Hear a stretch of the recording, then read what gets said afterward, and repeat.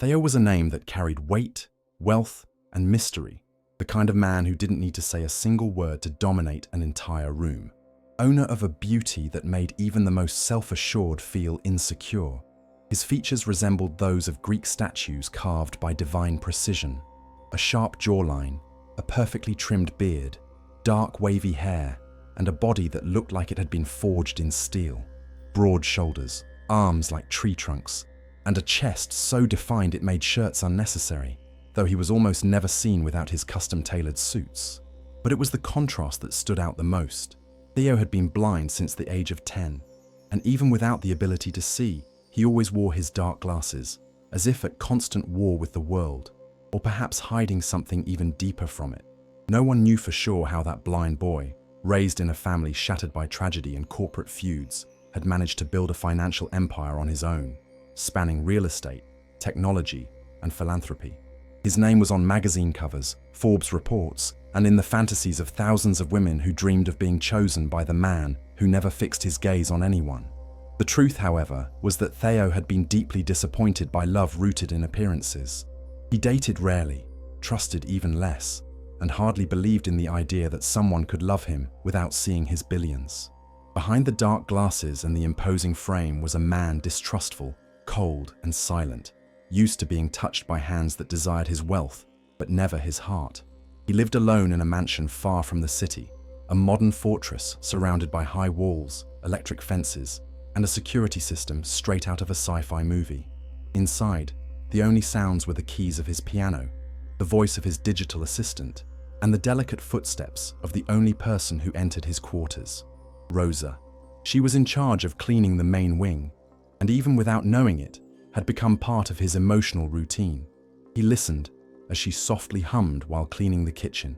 He recognized the scent of her cheap perfume, the sound of the bucket, the rhythm of the mop, and even the subtle sigh she let out whenever she passed close to him, as if silently apologizing for existing.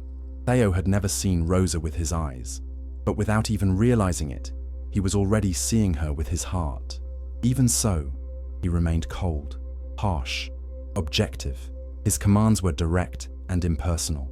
Rosa, in turn, avoided any form of closeness. She knew she didn't belong in that world.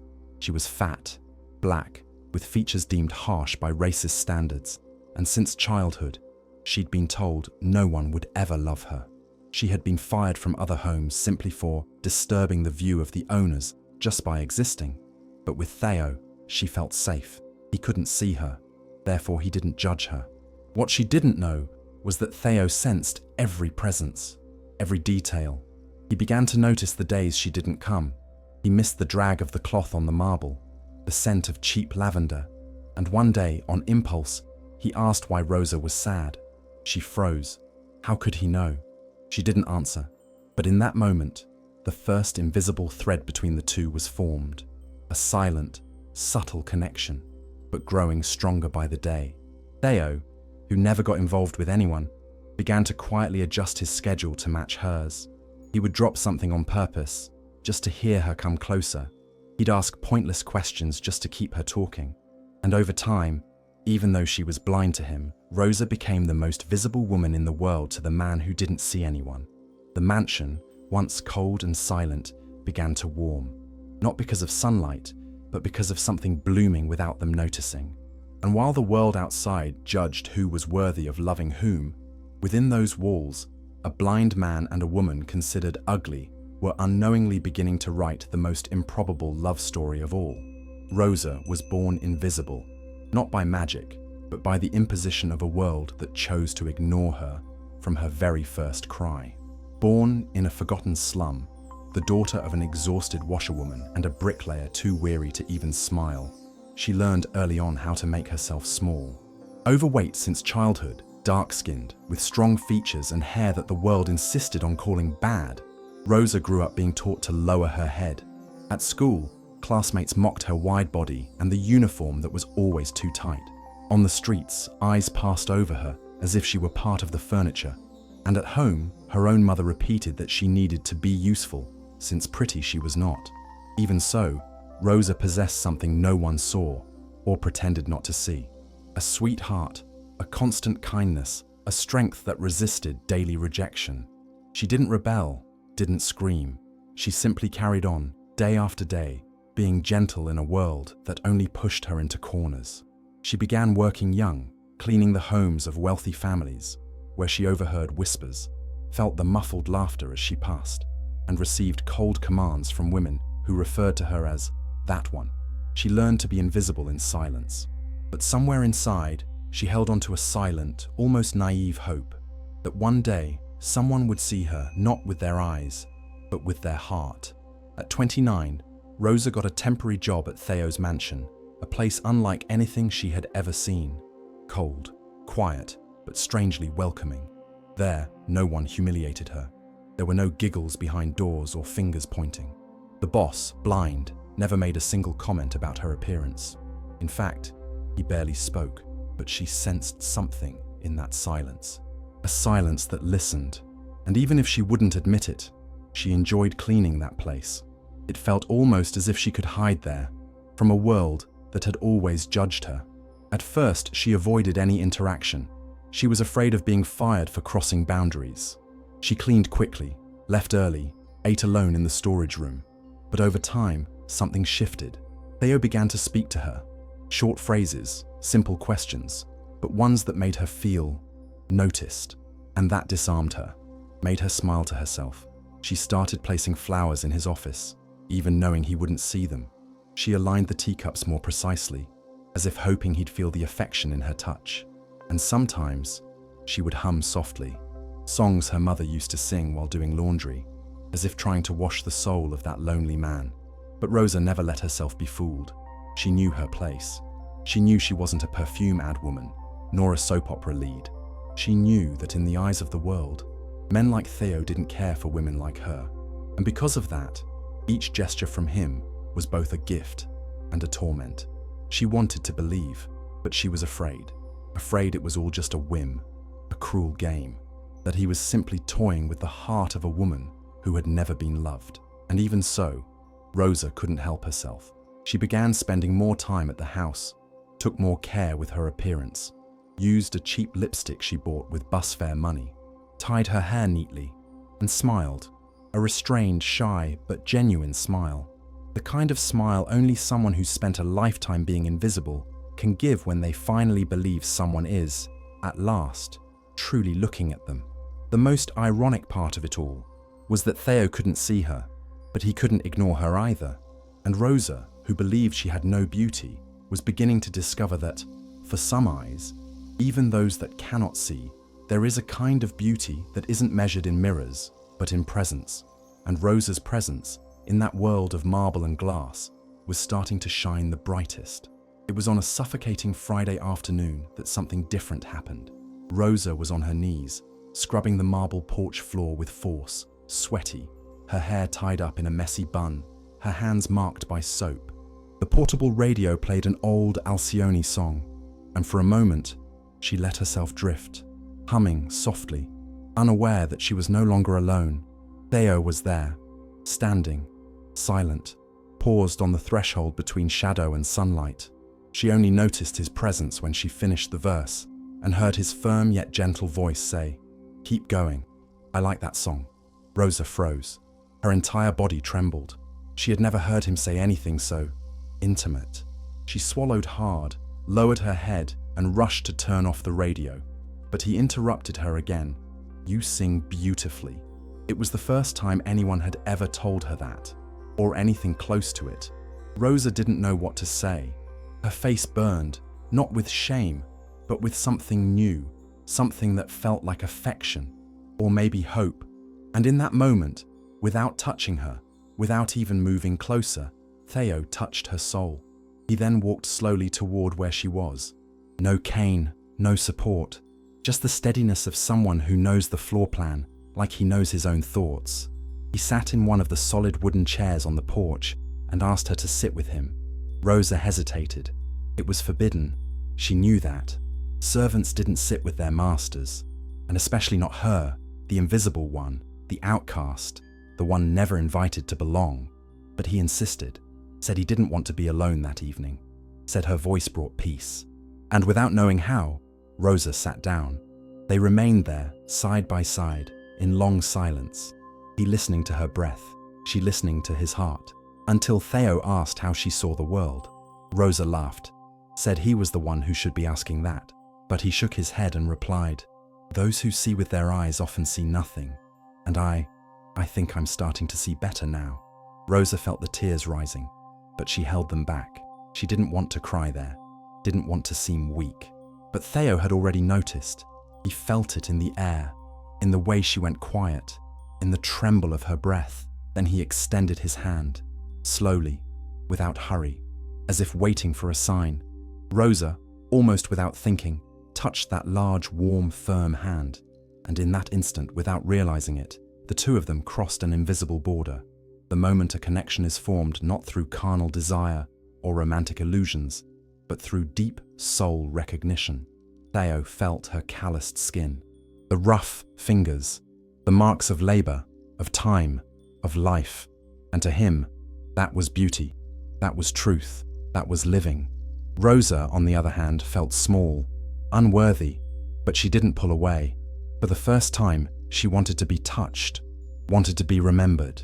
From that day on, everything changed. They didn't talk about it. No declarations, no promises, flowers, or letters, but there was presence. Silences that made sense, touches that lingered a second longer, smiles that escaped even when they weren't allowed. And one day, during dinner, Rosa had been asked to fill in for the cook. Théo leaned over his plate, inhaled the aroma, and said, "Tastes like a mother's embrace." Rosa froze. It was her childhood recipe, something she only made for herself, to remember home. How did he know? How could he feel it? The truth was, they had been feeling each other for weeks. Without realizing it, they already loved each other, deeply. A love that wasn't physical, wasn't conventional, but was visceral. Rosa, with all her pain, her judged body, and her erased story, had found in Théo someone who saw beyond appearances. And Théo, with all his darkness, loneliness, and emotional armor, had found in Rosa a lighthouse that lit his soul. And even without kisses, without bold touches or loud confessions, they already belonged to each other. And it was on that late afternoon, with an old song, a wet floor, and two hands entwined, that Rosa and Théo lived the first true meeting of their souls. Théo's mansion, built to be a silent fortress, had begun to vibrate with sounds that went beyond what ears could hear. Not alarms, engines, or cameras, but whispers, echoes of footsteps unaccustomed to bearing the weight of something as forbidden as affection crossing social hierarchies. The house's flawless routine, where employees moved like shadows trained not to disturb, was now pierced by averted glances, muffled gossip, and silences heavy with judgment. Something was happening between the master and the cleaning lady, and no one could pretend not to notice anymore. It started with Rosa's small delays. Once always punctual, she now lingered a few extra minutes in the rooms. Then came the smiles. Yes, the smiles. Subtle, but new, on the lips of a woman who had only known the weight of labor and rejection. Most unsettling of all, however, was Théo's expression. Staff noticed he seemed lighter. He walked more through the house, occasionally removed his sunglasses within his quarters, and once even cancelled a full day of meetings just to stay home. The maid Silmara was the first to speak aloud. "Careful, Rosa. Men like him only want to play with women like us." It was poison disguised as advice.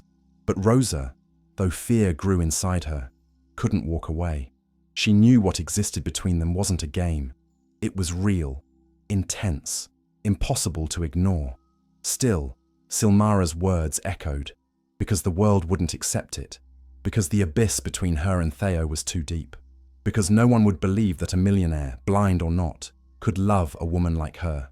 Fat, black, considered ugly by society's cruel standards.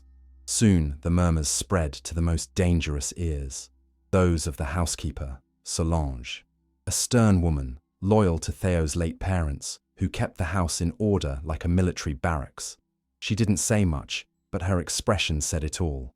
She began discreetly following Rosa's movements, reviewing her schedule, making mental notes, and when she was sure something more was going on, she dropped the bomb. A phone call to Samara, Theo's sister, the woman who managed the family's businesses while secretly plotting to inherit everything, and who had always seen Rosa as a stain that needed to be scrubbed away.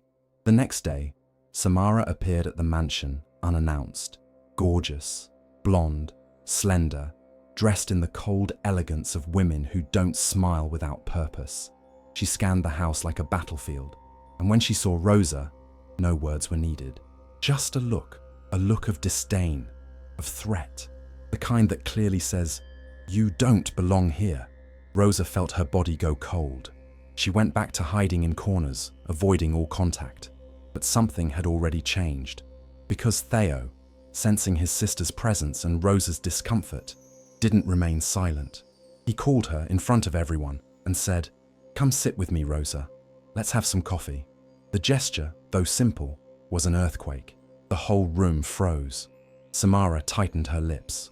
Silmara dropped her spoon, and Rosa sat down, shaking, insecure, but she sat, because she was no longer the same, because Théo's presence, his firmness, his choice, were building something new inside her, a courage she didn't know she had.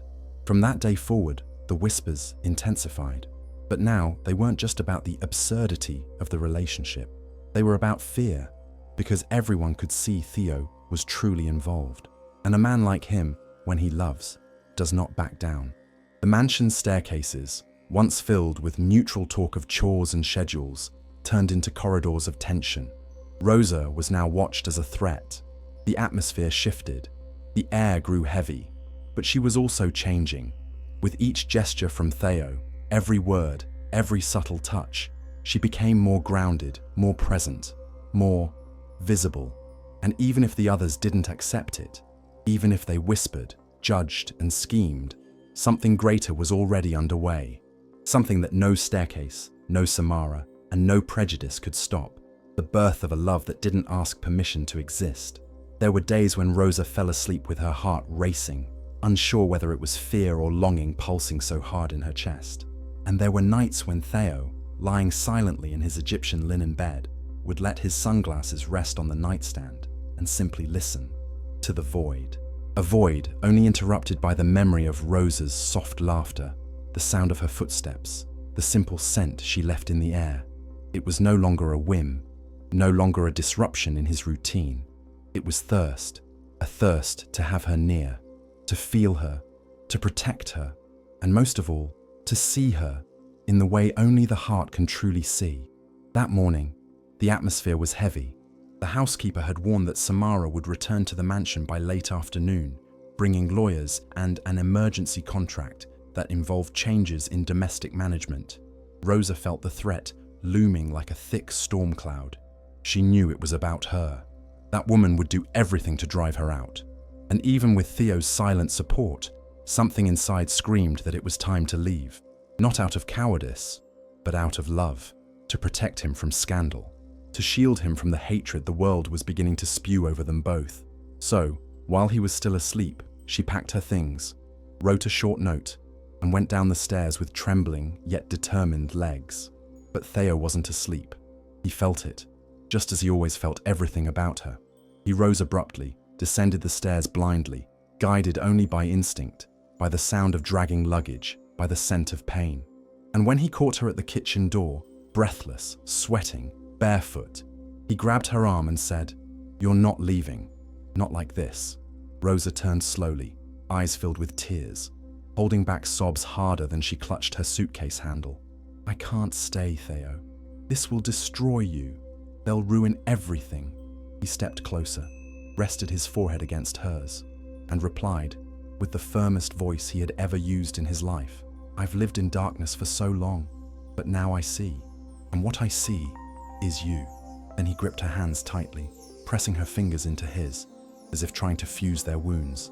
"You think I care what they think, about appearances, about the fake smiles in the salons. I know all of them, and I've never trusted anyone. Until you came, until you entered this house and cleaned more than the rooms.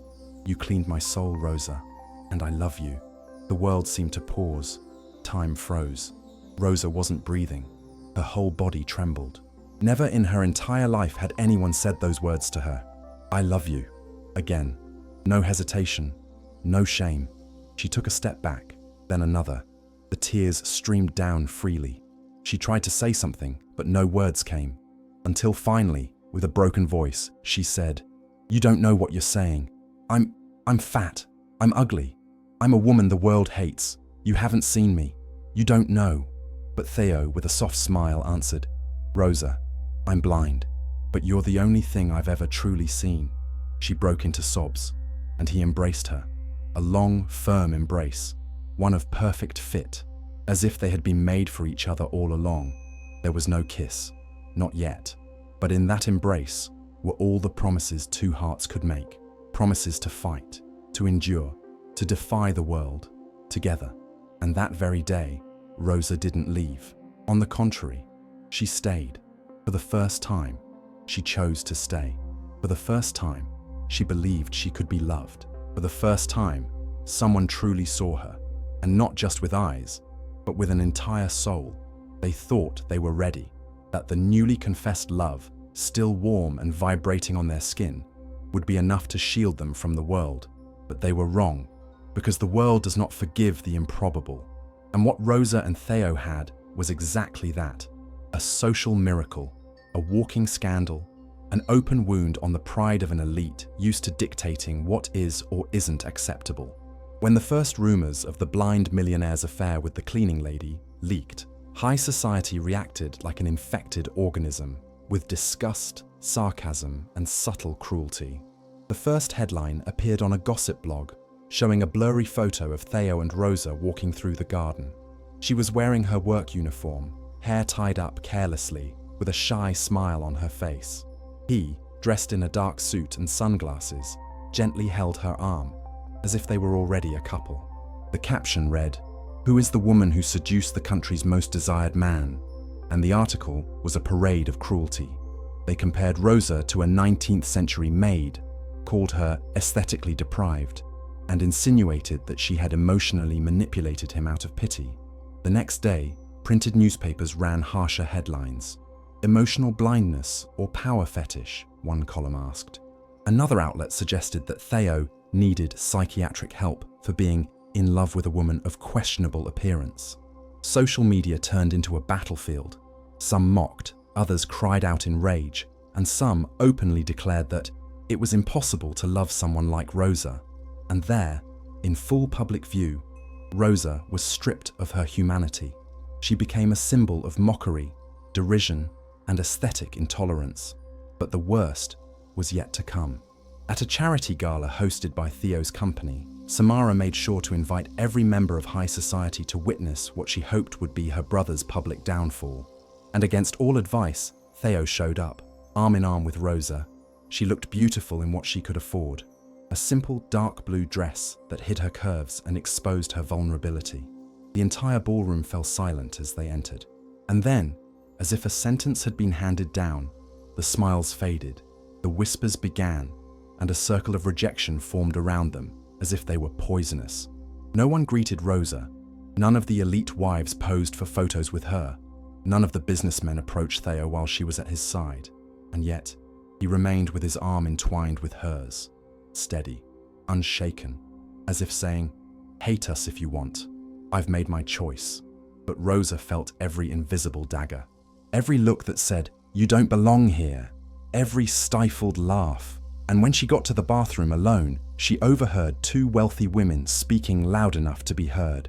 It must be some kind of spell. That's not love. It's madness. That's when Rosa locked herself in a stall and broke down.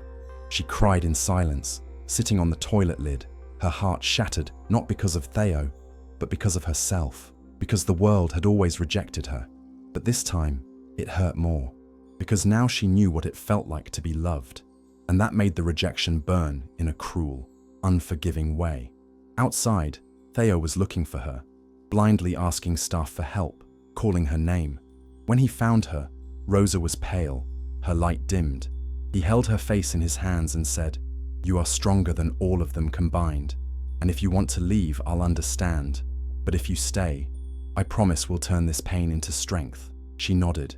She couldn't speak, But there, in the middle of public humiliation, they held each other tighter than ever before. That night, Rosa slept in his arms, for the first time, in his bed, for the first time, feeling protected from a world that wanted to erase her. And Théo understood, more than ever, that loving Rosa was, above all, an act of war. But it was also the only path that made him truly see life with clarity. When it comes to blood, the pain cuts deeper. Théo had always known his family was cold, calculating, and obsessed with status. But not even he, with all his distrust and emotional detachment, could have imagined how far Samara and the others would go to tear him away from Rosa. His sister, the architect behind the business empire he led with firm hands, refused to lose power, and even more, refused to lose to a woman like Rosa. To her, the cleaning lady wasn't just an aesthetic threat. She was an invader, a stain, a screaming reminder that Théo was breaking all the silent rules, upholding a dynasty rotten at its core. The first offensive came as emotional blackmail. Samara met him in his office, sat across from him with the tone of a concerned mother, and said, "You know I love you, but this woman, she's destroying you. The company is losing investors.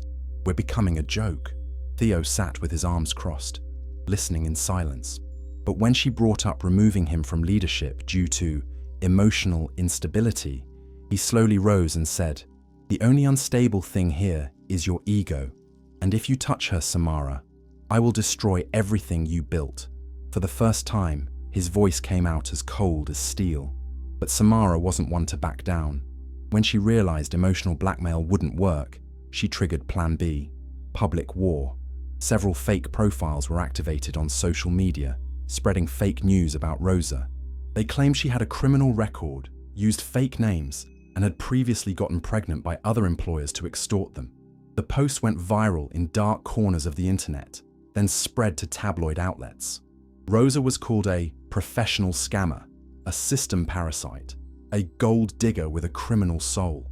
Photos of her, tired, smiling with her eyes closed, were mocked in cruel montages, making fun of her body, her hair, her clothes. Rosa, devastated, tried to stay strong. But when she saw her face on a national site labeled a visual disaster with a social climbing agenda, she collapsed.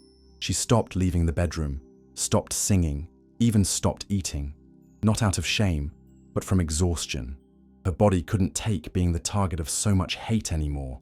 Théo noticed, of course. He went up to her room daily with meals she barely touched, tried to convince her it would pass, that none of it mattered. But for a woman who had been told all her life she was worth nothing, that public massacre felt like the final confirmation that the love she was living was nothing but a glitch in the universe. Then came the final blow. Samara, using her access to the family's legal documents, arranged a meeting with the board of the main holding company. The agenda was clear: to prove that Théo was emotionally unfit to lead the conglomerate, that his involvement with a staff member of questionable character was damaging the brand's value, investor confidence, and legal stability. It was the final judgment, and if the board voted him out, Théo would lose everything. On the morning of the meeting, Rosa packed her bags. Again, this time, without leaving a note. She thought she was doing the right thing, that by walking away, the scandal would end. The company would be saved. Théo would be spared. But before she could leave, Théo appeared at the door, sweaty, shirt half open, hands trembling, a dark cloth tied over his eyes, an act of symbolism. He took off his glasses and tied the cloth over his face, and said, voice cracking, "If they want to take everything from me because I love you, then let them. But I refuse to live in a world where you don't exist." She tried to argue, tried to say she loved him too much to let him lose it all. But he interrupted, "What I lose for you will never be a loss." And so, that same day, Théo walked into the board meeting holding Rosa's hand, with the cloth still tied over his eyes. And in front of all the suits, he declared, "The only thing that compromises this company is the cowardice of those who bow to prejudice. And if that's the price of love, I'm willing to pay, because I've never seen more clearly than I do now." The room froze. Some shareholders stood, others looked away. But two of them, the oldest, friends of Theo's late father, stood and clapped. then voted in his favor. The majority followed. The motion to remove him was denied, and Samara, who thought she'd destroy her brother, ended up watching her own reputation collapse in broad daylight. Théo had won. But more than that, Rosa stayed, for the first time, by choice. And there was no going back. It wasn't for lack of love. It wasn't out of ingratitude nor fear. Rosa wanted to leave because, even being loved in ways she had never imagined, she felt that her very existence caused pain to the man she loved most in the world. After the board meeting, even with Théo's victory, the exposure didn't stop. On the contrary, the media turned the couple into a permanent spectacle. There were daily headlines, malicious reports, cruel comparisons between Rosa and models who had once been linked to Théo. From Muse to Maid was the headline of one of the country's most read magazines. And what was meant to be love became tabloid ridicule. Rosa tried to endure, tried to ignore, tried to smile, even when her chest was breaking open. But everything hurt. The looks in the street, the whispers in the stores, the mall security guards who discreetly followed her, assuming she was suspicious. She knew it wasn't Théo's fault. She knew he would do anything to protect her. But she also knew there was a kind of violence that not even all the money in the world could stop. The prejudice of a sick society. And that sickness now lived inside her, echoing the screams that had always told her she was worth nothing. It was on a rainy night that she decided to leave. While Théo slept, Rosa got up, put on an old pair of pants, tied her hair back, and began packing her few belongings. She grabbed a plastic bag, placed her documents inside, a toothbrush, and a pair of worn-out shoes. She didn't want to take anything that looked like a gift. She wanted to leave with the same silent dignity with which she had arrived. She wouldn't leave a note, wouldn't make a scene. She would simply go, because she loved that man too much to be the burden the world insisted she was. But Théo wasn't asleep. He felt it. Even in the total darkness that occupied his eyes, he knew when she cried silently. He recognized the footsteps, the creak of the closet door, the slow zip of the suitcase meant not to wake him. He got up, in silence, and caught her at the door. Rosa turned, startled, her heart racing, her eyes already wet. "I can't take it anymore, Théo," she said. "I'm not as strong as you think. Every day is a new humiliation. Every night I go to sleep wondering if I'm the mistake in your life. I can't keep hating myself this much." Théo walked up to her, traced her face with his hands, saw with his fingers the contours of what she believed was ugly, but to him, it was sacred, and he replied, "You think you're weak because you cry. I think you're strong because you go on. You think you're saving me by leaving, but you're the only thing that makes me want to stay. Since you came into my life, everything started to make sense, and I don't care about the newspapers. I don't care about the elite. I only care about you." She fell to her knees, her face pressed against his chest, her body trembling in sobs. And there, on the floor, embraced by the man the world said was untouchable, Rosa understood. She didn't need to run. She only needed to believe she deserved to be loved. Théo knelt beside her, kissed her forehead and said, "If the whole world has to hate you, then I'll fight the whole world, if it means not spending a single day without you by my side." The next morning, they had breakfast together, for the first time, laughing. Rosa, eyes still swollen, wore one of his shirts, far too large, and her hair loose. No makeup, no filter. But Théo looked at her as if he were seeing the most beautiful thing destiny had ever given him. And that day, Rosa chose to stay, not just in the house. She stayed in life, in love, in courage. And more than ever, she began to feel that maybe, just maybe, she was learning to see herself through Théo's eyes. Getting married was already a challenge for those who fit society's standards. Imagine then for Rosa, a woman humiliated for her appearance, hunted by the media, rejected by entire families, and for Théo, a blind millionaire who dared to love beyond what eyes could see. They knew the wedding would be more than a rite. It would be a cry, a manifesto against prejudice, against imposed beauty standards, against an entire culture that teaches who is or isn't worthy of love. And so, on that day, at that altar, more than rings would be exchanged. A new chapter would be written in the story of two hearts that defied the world.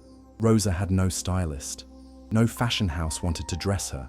When the wedding planner called some famous brands, the answers were cold. Unfortunately, we don't have models that flatter that kind of body. Or worse, our brand image must be preserved.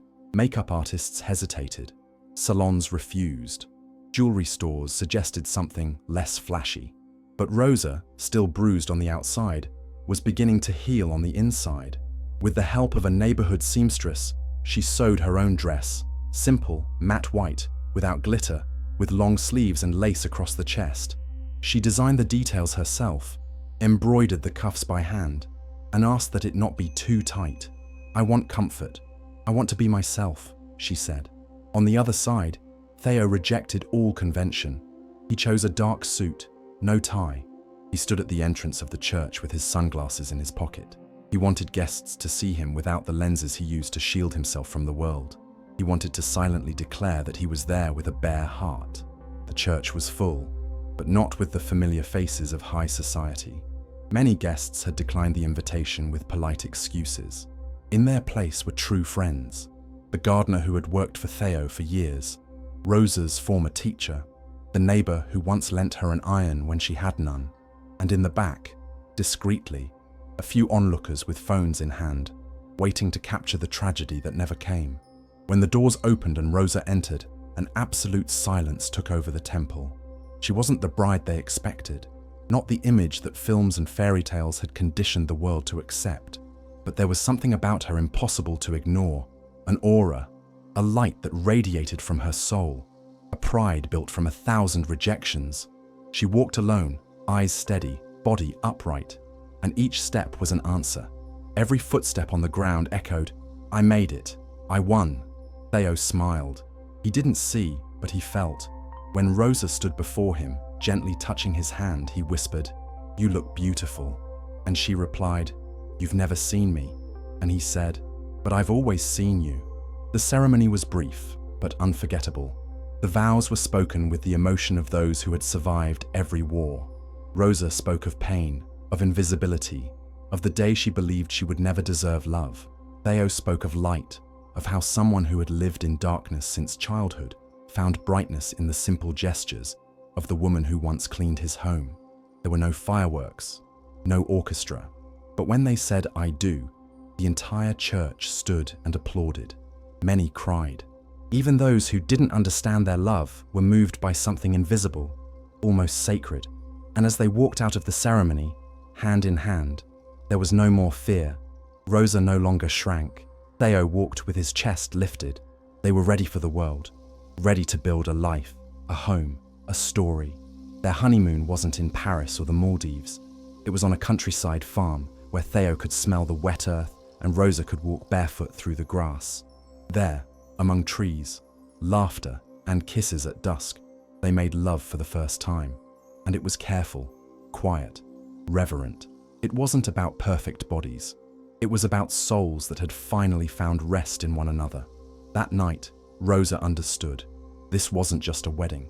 It was a miracle written in pain, resistance, and true love. And she, the woman nobody ever wanted, was now the wife of the man who saw the world, only because of her. They had defied the world, survived judgment, faced prejudices that tried to destroy them, and now, for the first time, they were at peace. The house where Rosa once entered as a cleaning lady was now the home where she woke every day beside the man who taught her to be seen, not for appearance, but for essence. And in that house, which was once silent and sad, began to echo the most beautiful sound a woman like Rosa could ever hear, the sound of 3 hearts beating inside her. The news came unexpectedly, almost comically. Rosa had been feeling dizzy, nauseated by the scent of Théo's cologne, weighed down by a fatigue that wouldn't go away. She thought it was stress, or maybe hidden depression. But during a solo visit to the health clinic, after insistence from a neighbor who had become a friend, the nurse told her, "You're pregnant, and from what I can tell, twins, or triplets." Rosa laughed out of nerves, fear, disbelief. Triplets. Her, in her mid-30s. A woman who not long ago believed she'd never even have a boyfriend, now carried 3 lives in her womb. She returned home in shock. She wanted to tell Théo, but hesitated. What if he was scared? What if it was too much? What if... But when she entered the room and saw him sitting there, playing his old piano with gentle fingers, she knew there were no what-ifs. There was only us. Rosa approached slowly, placed her hands over his, interrupting the melody, and whispered, "There are 3 hearts beating inside me." Théo stopped, said nothing for long seconds, then placed his open palms over her belly, took a deep breath, and let the tears fall. "You gave me eyes, Rosa. Now you're giving me the world." The pregnancy was intense. Rosa gained more weight, had back pain, suffered anxiety attacks. The media once again tried to turn it into a circus. Some headlines mocked. The improbable couple now becomes a reality show. But Théo shielded everything, hired a private medical team, closed the gates, turned the mansion into a haven of silence, peace, and warmth. He spent hours reading aloud to her belly, played piano for the babies, massaged her swollen feet, and said every single day, "You are the strongest woman I know, and our children will know it from the very first day." Labor began on a rainy night. Rosa was sweating, trembling, crying in pain. Théo was by her side, holding her hand, whispering words of love. Hours passed, long and exhausting, but one by one, the babies were born. 2 girls and 1 boy. Sarah, Samia, and Samuel, 3 names beginning with S, as if touched by divine symmetry. The doctors said that, given Rosa's history, the babies were miracles. And she, still exhausted, looked at her children and then at Théo, who cried silently beside the incubator. She whispered, "They're ours, whole, perfect, and no one can take that from us." Motherhood changed Rosa. The body that had once been a target of judgment was now a source of life. The scars, the stretch marks, the swelling, all took on new meaning. She saw herself in the mirror through a new lens, the lens of creation, of strength, of rebirth. Théo changed too, became calmer, more tender. His days now revolved around the sounds of the babies, the scent of milk, the giggles in the night. The mansion, once cold, now had toys on the floor, drawings stuck to the fridge, tiny voices echoing down the halls. Rosa, in the end, discovered that being a mother didn't complete her, it expanded her, and that being Théo's wife was more than love. It was continuing to teach the world how to love, for real. Years had passed since the day Rosa first walked into the mansion carrying a bucket, a rag, and the weight of shame carved into her shoulders. And now, standing before the mirror in the master bedroom, Rosa no longer recognized the woman who once believed she would never be worthy of love. It wasn't just about physical changes, though they were there, visible, striking, almost unbelievable. It was something greater, a metamorphosis that had begun inside, slowly built with every act of kindness, every word of encouragement, every gaze from Théo that saw beyond what the world could see. It all started naturally. After the birth of the children, Rosa, for the first time in her life, felt she deserved to care for herself, not out of vanity, not out of pressure, but out of respect for the woman who had endured everything. She began walking in the garden each morning, pushing the babies in a double stroller. Then, she replaced processed food with recipes of her own creation, inspired by childhood memories. It was slow, unhurried, no extreme goals, just a new inner energy moving her. And her body began to change. Her facial features softened, her arms thinned, her waist took shape, her curves became even more defined, her wide hips and full breasts now in perfect harmony. Her once tied curly hair now flowed freely, worn with pride, voluminous like a crown. But the real transformation was in her eyes. Rosa walked upright, with confidence. The clothes that were once loose and discreet now revealed the woman she had become, beautiful, sensual, commanding.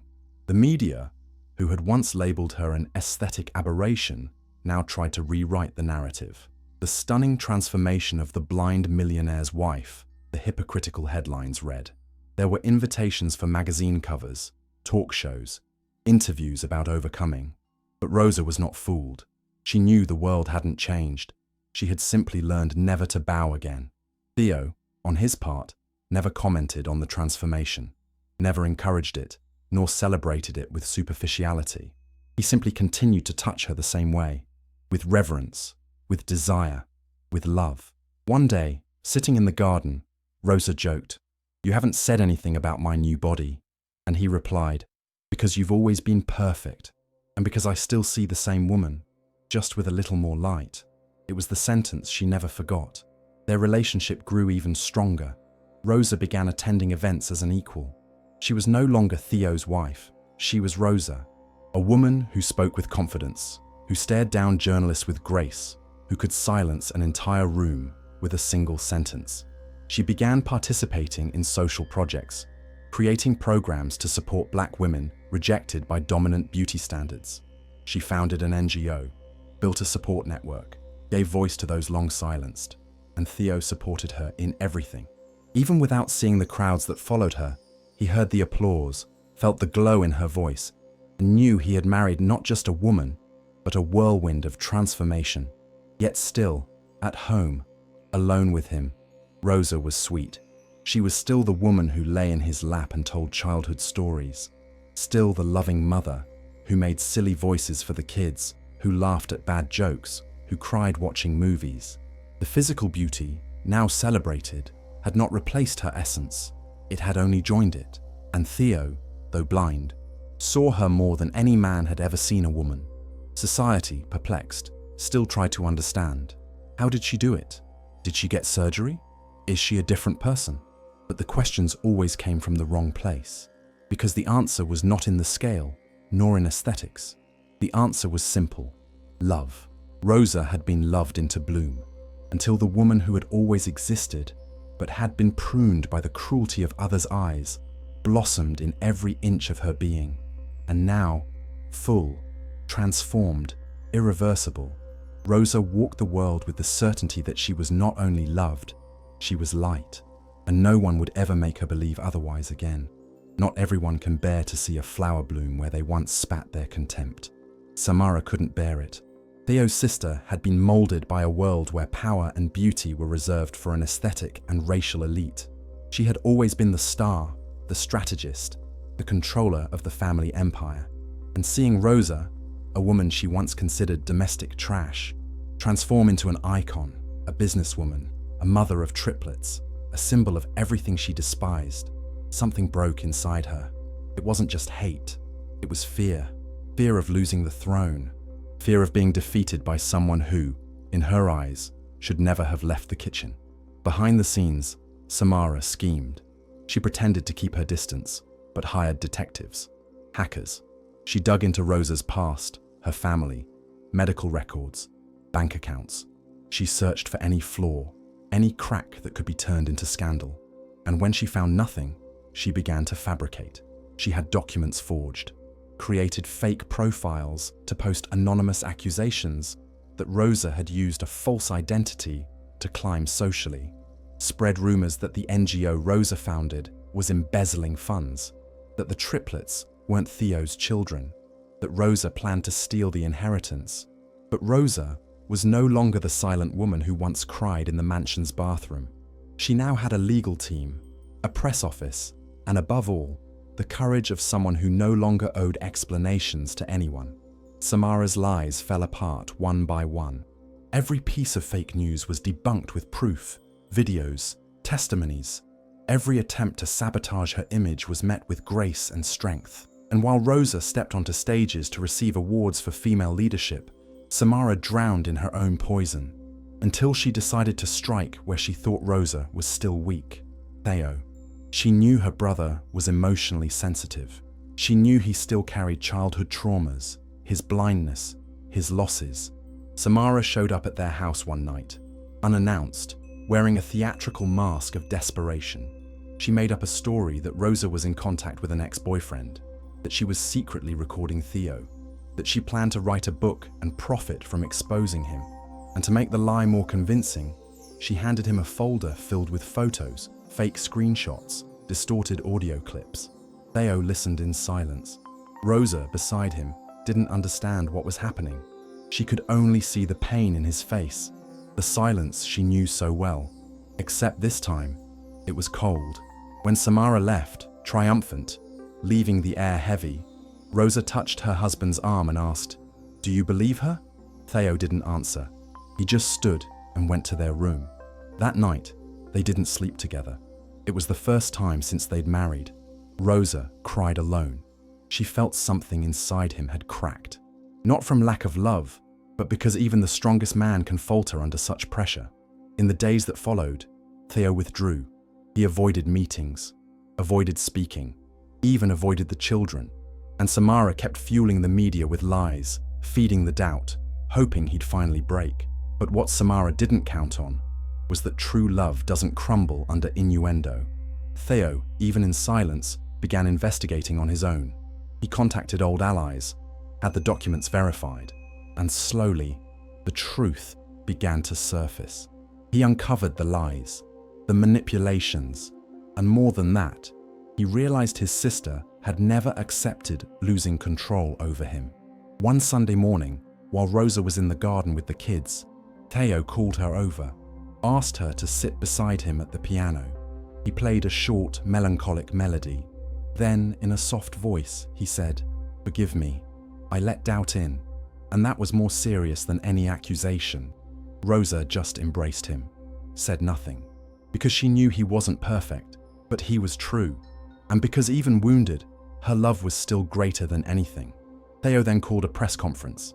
He sat beside Rosa, with their children in his arms, and said, "Liv, this is my wife, this is my family, and if anyone tries to harm a single hair on their heads, they will face the man who built an empire with his eyes closed, and who now, even blind, sees with absolute clarity who the real enemies are." Samara, humiliated on national television, disappeared for months. Rosa, on the other hand, rose even higher, and now more than ever she knew their love didn't just endure, it was reborn every time someone tried to bury it. Life had always given Rosa two options, to stay silent or to scream, and for decades she chose silence, out of fear, for survival, out of habit. But now, after so many open wounds, so many humiliations swallowed in silence, Rosa chose to scream, not with rage, not with bitterness, but with elegance, with firmness, with radiance. It was time to show the world, and especially Samara, that a woman once rejected, made invisible, and humiliated can become an unstoppable force when watered by the right kind of love. Rosa's revenge, therefore, wouldn't come in the classic form of hate.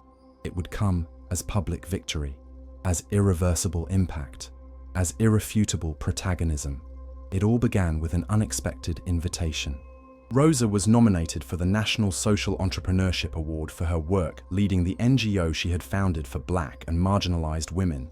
The nomination hit the media like a bomb. After all, just a few years ago, she was referred to as the billionaire blind man's maid. And now she was a contender for one of the country's highest honors. The elite was disturbed. Samara, upon hearing the news, reacted with mockery. "It's just another media stunt. No one takes that seriously." But Rosa didn't care about those who doubted. She now walked with her head held high. She didn't need to prove anything. She just needed to exist and persist. When it was revealed that Samara would be part of the invited business jury at the event, many expected Rosa to back down, to decline, to disappear. But Rosa not only confirmed her attendance, she decided to take the stage with more than just a beautiful dress. She decided her presence would be a symbol, a comeback, a slap with a velvet glove.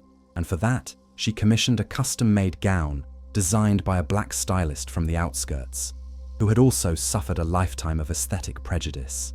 The result was breathtaking. A deep red gown that embraced her new curves with majesty, highlighting her wide hips, full chest, and glowing ebony skin. It was impossible to look away. On the day of the event, as she stepped out of the car with Théo and the children, Rosa silenced the crowd. The cameras flashed non-stop. The journalists, who once mocked her, now stumbled over each other to get a statement. And Samara, seated in the front row, froze when she saw her. For the first time, she tasted her own crushed arrogance.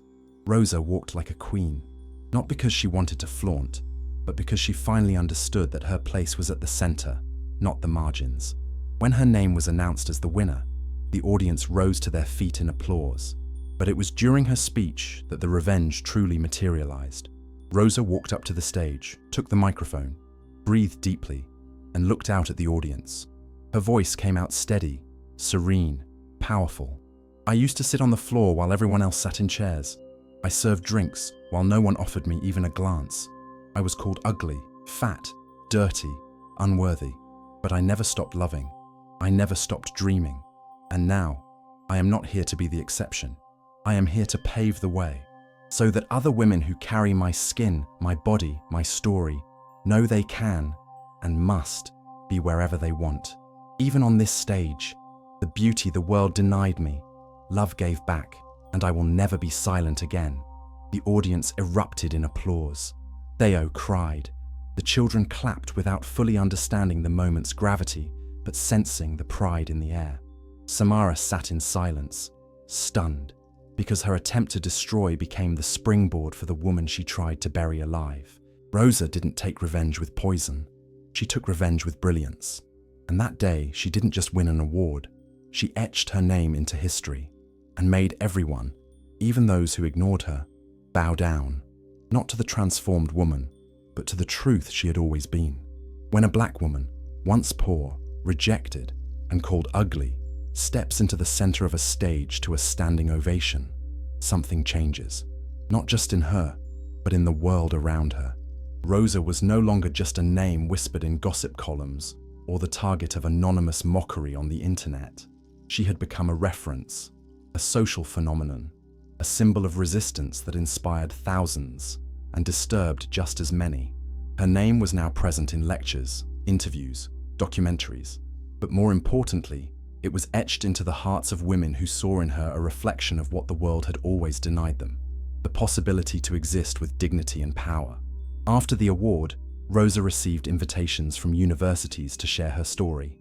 She turned down opportunistic advertising campaigns, but agreed to appear on the cover of a magazine focused on anti-racist activism, posing with her children in her arms and Théo by her side. The photo went viral. Her natural hair loose, a vibrant yellow dress, surrounded by her triplets and embraced by her husband, beneath the headline, "The love that made society see." The entire country stopped. On TV, in newspapers, on social media. Even those who once sneered had to admit there was something impossible to ignore about that woman. In that context, the city government organized an annual event to honor personalities who had brought social change to the nation. Rosa was nominated for the night's top honor, the Hope Trophy. The auditorium was packed, influential figures, artists, journalists, politicians. Rosa arrived wearing a white dress, not as a symbol of innocence, but of power. It was her armor. She walked the carpet like someone stepping onto conquered ground. And when her name was announced as the winner, Théo stood up even before the rest. Applause echoed. Tears flowed. But what no one expected was what came next. When Rosa stepped onto the stage, she wasn't holding a script. There was no rehearsal, just heart. She took a deep breath, looked out at the crowd, and began. For a long time, they said I was invisible, that I was ugly, that I was a burden. They said my place was to serve silently, that my body wasn't worthy of desire, that my voice didn't deserve to be heard. But today, standing here, I don't just represent myself. I represent every black woman who was rejected at a job interview because of her hair, every fat woman who was pointed at in the street, every woman from the outskirts who was silenced inside her own home. I represent those the world tried to erase. And then, with her voice breaking, she added, "But I also represent the power of love, because it was by being loved by a blind man, and still the only one who truly saw me, that I learned to love myself. Théo saw me before I ever saw myself, and through his eyes, I reconnected with my own light. That's why this trophy isn't mine. It's ours. It belongs to every love that resists, to every courage that rises from the ashes, to every woman who stands back up after being stepped on." The audience was in tears.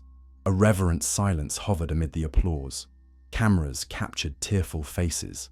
Influencers were commenting live. Even once hostile figures were now clapping on their feet. Rosa stepped down from the stage and found Théo waiting for her. He hugged her tightly, kissed her forehead, and whispered, "You weren't recognized today. You were crowned." Rosa smiled, not from vanity, but from gratitude. She knew that moment wasn't a happy ending. It was a milestone, a message, a breath of hope for so many other Rosas around the world. That night, when they returned home, the children were asleep and Théo was playing the piano. Rosa sat beside him in silence. After a while, she said, "The girl who used to scrub floors in silence now has a country listening to what she says." He replied, "And I have the privilege of sleeping next to the most powerful woman this country has ever seen." Some stories are born to prove that the improbable is possible. That love, when true, does not obey logic, standards, or expectations. It simply happens and transforms. The story of Théo and Rosa wasn't about an easy romance or a modern fairy tale. It was about war, about pain, about confrontation, but above all, it was about redemption, about two completely opposite worlds that collided not to destroy each other, but to heal. Théo, the blind, cold, and proud millionaire, learned to see beyond appearances. Rosa, the fat, black, and invisible woman, learned that her worth never depended on others' approval, and together they conquered the impossible. Time passed. Their children grew, inheritors not only of a financial legacy, but of a rare emotional inheritance. The certainty that love doesn't have to be beautiful to the eyes, just true in its gestures. Samuel inherited his father's reflective silence, Samia, her mother's fierce courage, Sarah, the sensitivity of them both. At school, they were admired not because of their last name, but because of the example their parents represented. When asked about their story, the siblings would say, "Our father is blind, but he saw the soul of the most beautiful woman in the world before anyone else ever could."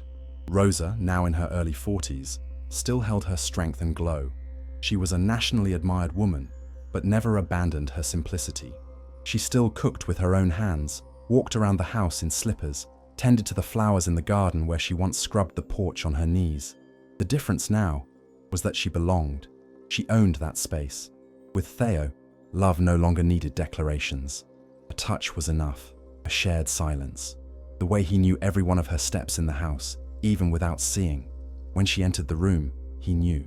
When she cried silently, he felt it. And when she smiled, even without sound, he smiled too. One night, sitting by the pool, she asked, "Did you ever want to do the surgery? Try to see again?" He replied, "The world I knew with my eyes was cruel. Only after I became blind did I learn to see beauty, and you were the first image my heart ever showed me." Rosa lowered her head and wept softly, not from pain, but from gratitude, because she had finally been loved completely. Théo aged with health, still strong, with the same physique that once made headlines for its sculpted beauty.